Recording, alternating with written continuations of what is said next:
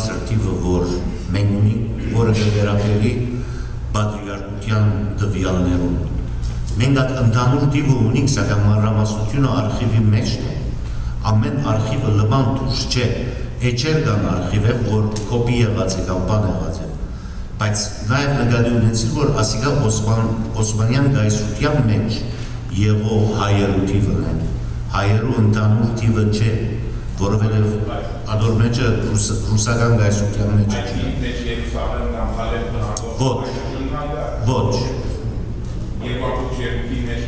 Ոչ։ Այսինքն արևմտյան Հայաստանի մեջ ապրող հայության թիվն է ադիկա, մեջը ըլլալով նաև պոլիսը եւ այլն, բայց բարը ավելի ոչ։ Այլ։ We have time for one more question, and then we will be available outside and we can continue the discussion, but just for now we have time for one more question. Did somebody have one more question?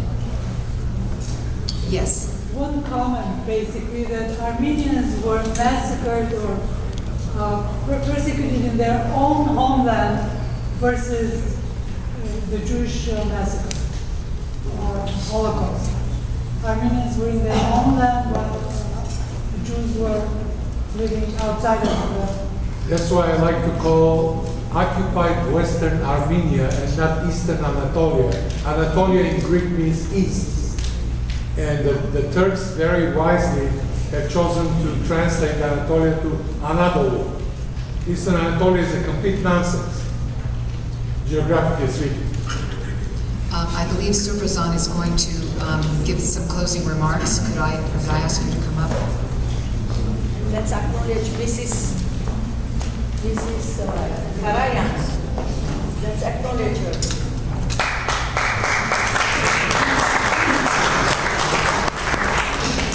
Rightfully so, we would like to thank first Dr. Sarkis Karayan for being the architect and organizing the publication of this monumental volumes in a volume, I should say, a very important publication which brings the whole genocide under a new light for us. The method that he has applied, Dr. Sarkis Karayan, is very important because we all know about the genocide, but what he has done truly, and what we were told, that the Turks very wisely, in their own terms wisely, have changed the names of the cities and the villages so that it will be impossible for the new generation to identify, their ancestral homes and the villages and the cities.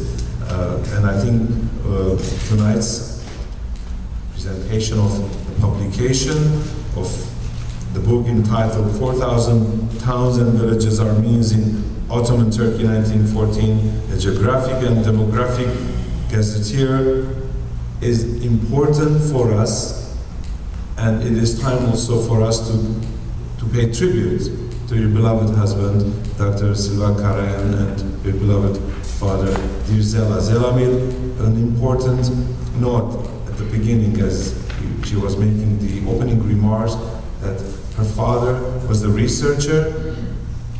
What he himself has taken very seriously, the authenticity, the facts about genocide, and also what he has left with us with his monumental work, a legacy for us to learn. Because what I feel in the depth of my heart, I mean, having born in Lebanon, Beirut, we've learned about the genocide, but I should say that present generation does not have the depth of the knowledge of the history of genocide, with all we do in diaspora, in Armenia.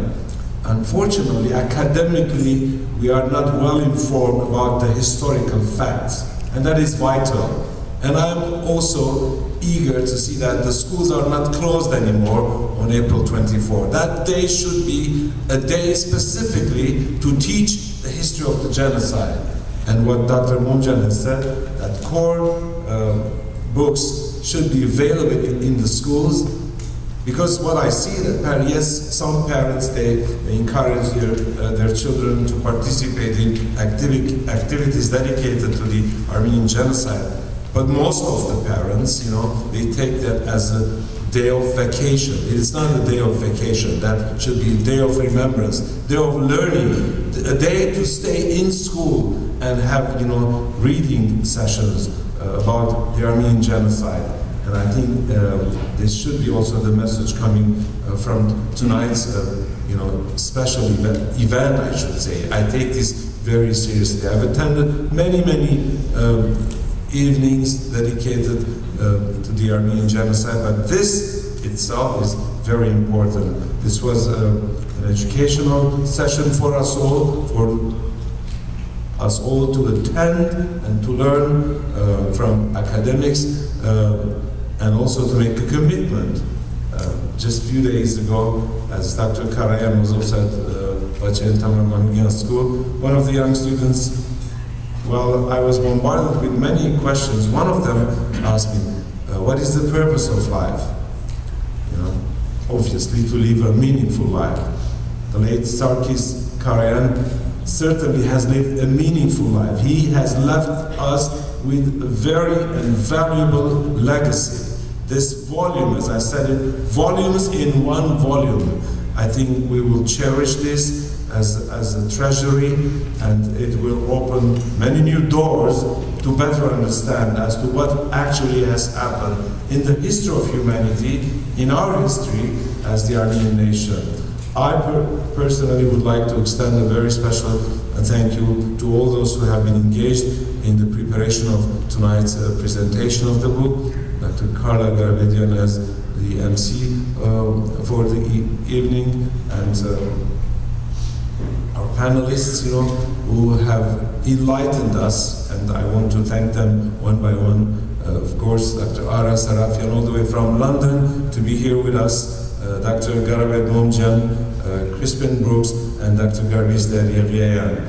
Thank you so much for enlightening us, enriching us with more knowledge, in fact, about the Armenian genocide.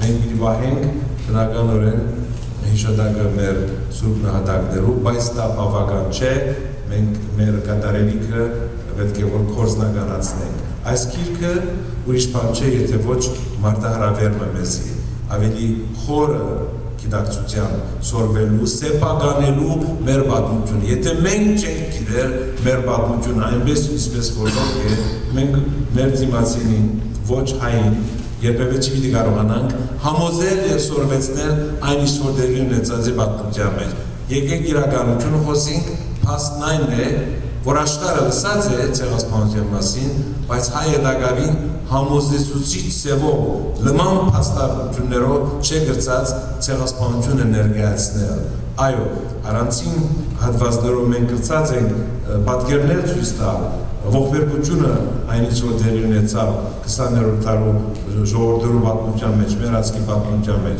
բայց այս գիրքը մեզ ցույց տա, որ մենք պետք է պրոֆեսիոնալ իմաստով մոտեցում կարողանանք որդեգրել։ Դե շատ կա գործ կատարելի, ժամանակը մեր առջևն է, եթե մենք չգրծանք, այնպես աշխատենք, որ մեր զավակները կարողանան այդ սուրբ եւ նվիրական գործը կատարել։ Կրկին շնորհակալություն ձեր բոլորին այս հրաշալի